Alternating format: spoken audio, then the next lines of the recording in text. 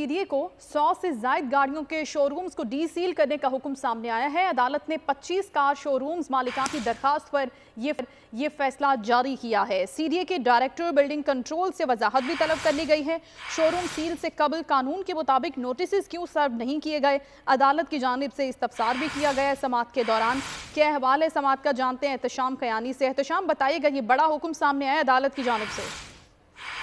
CDA ने इस्लामाबाद में मुख्तलिफ 100 से ज्यादा शोरूम्स को सील कर दिया था, जिसके खिलाफ 25 कार शोरूम्स डीलर्स ने ये दरखास्त दायर की और आज इस्लामाबाद हाई कोर्ट के जस्टिस बाबर सत्तार ने समाअत की और अदालत के सामने सीडीए अफसरान जो पेश हुए उनसे ये इस्तफसार किया गया कि आपने उन्हें कानून के मुताबिक नोटिस जारी किए थे, जिस पर बताया गया कि नोटिस जारी नहीं किए। अदालत ने दोबारा इस्तफसार किया कि किस बुनियाद पर आपने ऑपरेशन किया, तो अदालत को ये बताया गया कि इस्लामाबाद हाई कोर्ट का 2017 का ऐसा कोई ऑर्डर मौजूद है जिसकी बुनियाद पर ये किया। तो अदालत ने बरहमी का इजहार किया कि 6 साल तक आप सो रहे थे कि अब आपको एकदम से याद आया है।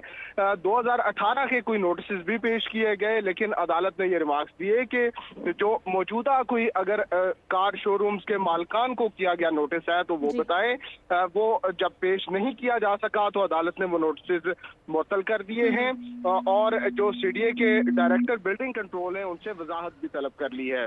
वजाहत तलब कर ली गई है, डी सील करने का हुक्म भी अदालत ने दे दिया इन शोरूम्स को। बहुत शुक्रिया, आप अपडेट कर रहे थे एहतशाम।